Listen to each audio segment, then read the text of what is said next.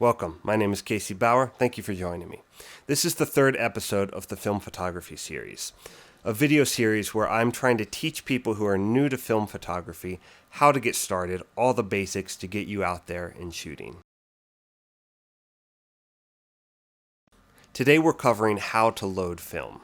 So if you recently purchased a film camera, maybe you already have one, and you're looking to get out there and start shooting, this video is for you.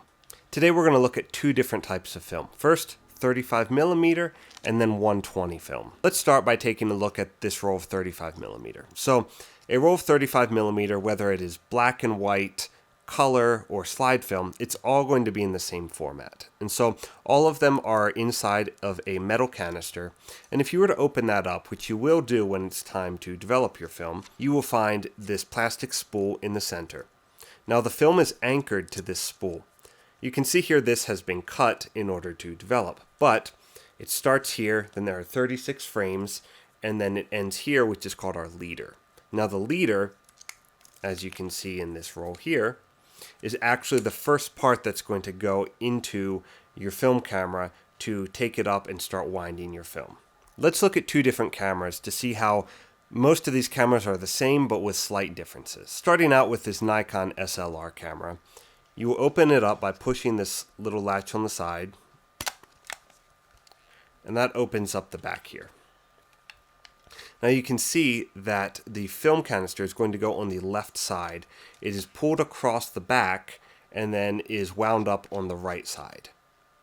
Now this camera is electronic, so it actually does the winding for you. You don't have to do that at all. On mechanical cameras, however, you will have to wind it. Normally there's going to be a lever that you pull. Normally that's going to be about 3 pulls in order to wind your film properly. But in this case, this camera is going to do it for us. Now the other camera I want to show you is this Olympus Stylus. This is actually the camera we're going to load today. So you can see we will push the latch to open it up. Push it up. That opens up the back of the camera, and we can see that on this camera, the film gets loaded on the right side and is pulled across and taken up on the left side. So you can see they actually load on opposite sides on these two cameras, but it really doesn't matter. The principle is the exact same. If you look carefully at these cameras, you can see in here that there's this sprocket where the film is actually taken up. Now the sprocket that winds up the film actually lines up perfectly with these sprocket holes on the film itself. And that is used to actually grab the film and pull it and wind it up. So let's take a look at how we actually are going to load our film. So the first thing you're going to do is you're going to identify which side of your camera the film goes on. That's not hard to do because obviously it's not going to fit here. It's going to fit on this side. So we take the film with the header stretching across the middle of the camera, and we're going to place that in like that. Okay? So now what you're going to do is you're going to take this, grab the header, with your thumb, you're going to push it forward, okay, and that will seat real nicely there. Now you can see the film stretches across this part, and what you're going to do is you're going to pull your header out until it covers the center here. Now this is actually where your image is made, okay? So when you take the photo, the lens opens up and it records it right here. The next thing that you're going to do is you're going to grab your header, and while keeping pressure on the film here, you're going to take it and you're going to stick it in and push it through, slightly pulling out more film as you go.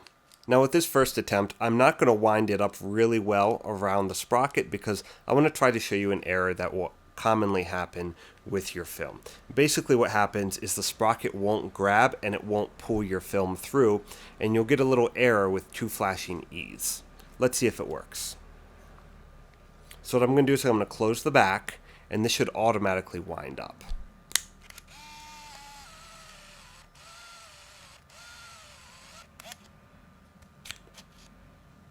Okay, well in this case it actually did work. Now you could hear how it was winding a bunch. What that was doing is it was trying to grab the film itself, okay? But this camera is wound, it is loaded and ready to take pictures. So unfortunately I wasn't able to produce the error with this camera, but oftentimes that will happen. And so when that happens, what you're going to do is, let's say, we're going to use the Nikon here as an example. So I load the film, I wind it around the take-up spool, I close the camera, turn it on, and it should wind up, correct? Well, if you hear it winding up, but it just keeps winding and it doesn't stop, and then it flashes two little E's on this screen here, then you have an error where the film did not roll up, and what you're going to have to do is you're going to reopen the back of the camera, and you're going to actually pull out that film. You're not going to pull more out. What you're going to do is you're going to keep your thumb on the canister, pull out the film that you tried to load, and you're going to reinsert the film and very carefully push it tightly around the spool. Now sometimes the film will kind of bow upwards, and so what I will do sometimes is I'll put my thumb on the film as I close the back, and then I'll pull it out quickly and close it, and normally that's enough for it to keep the tension, not get any slack, and load the film correctly. So as you can see, loading 35mm is very easy. There's not much to it. The only thing is you want to make sure that it is wound up on your spool nice and tight before you close the door. Otherwise, you could have the two flashing E's, which just signifies that you need to reopen and reload it. Now for 120 film, it comes packaged like this. Now this film is different. I'm going to show you what it looks like here. So let's open this.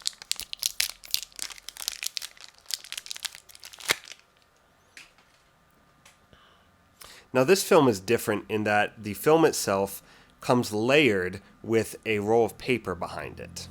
The way 120 film is put together is that this film is actually taped to the paper.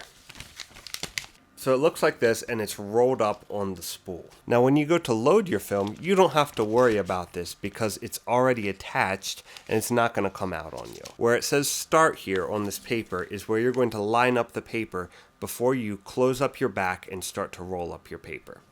Now the interesting thing is that with backs like these, they will often open up so that you can actually see the markings on the inside. That lets you know where you are in your roll. So let's look at actually loading the film now. This is the film back for my Hasselblad. And so what you do is you're going to lift this up here, and you're going to turn it to open up the back of the film back. Alright, so to load 120 film in this Hasselblad cassette, what we're going to do is you're going to take this empty take-up spool. This is from the last roll. It's left over, so this was left empty after we rolled up this one. So we're going to switch sides. We're going to lift that up. We're going to switch that to this side here. Push that down. This is where you're going to actually wind the roll. So now you're going to take your roll of film. You're going to place it in this way. And you're going to push this down. Okay. Now what you're going to do is you're going to grab the leader and you're going to pull this around. Now you want to make sure that this here is turned slightly clockwise so that this pressure plate is loose. Then you're going to take your leader, you're going to stretch it across here. Remember, this is just the paper so far. The film has not yet arrived to this point. So you're going to pull this through, and there's a little slit here where you're going to insert the leader. So you take the leader, insert it in that little slit there. You can see it coming through on the other side. And you're going to slowly wind this up. Okay? And you'll see as you wind, there's an arrow here that's going to reach the front. Once it reaches the front, you're going to stop. Okay?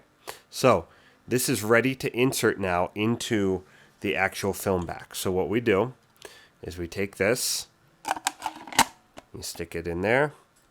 You got to kind of play with this a little bit, maybe lift the dark slide out a touch, and then it clicks into place.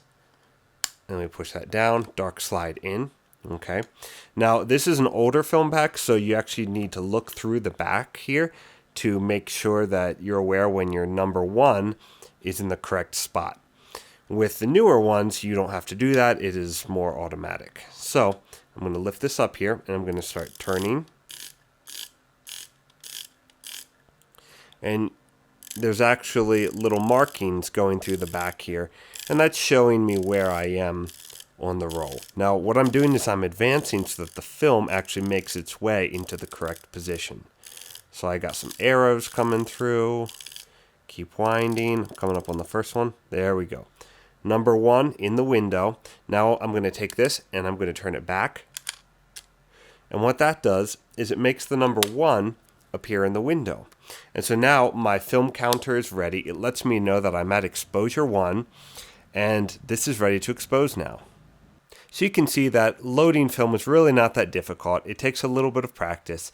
It's easy to make mistakes, so you gotta remember each time the little details and you'll be fine. That's all I got for today. Thank you guys for joining me. I really do appreciate it. I hope that made sense to you. If you have any questions, feel free to leave them in the comments and I will get back to you. The next video is going to be about actually shooting film. So I'm going to go out and I'm going to use my F100 that has a roll of color in it, and I'm also going to use my Hasselblad and just show you my overall workflow of how I go about shooting film. If you guys like this video, please give it a like and subscribe to this channel so that you'll see future videos that I release. That's all I got for today. Thank you guys for joining me. I'll see you next time.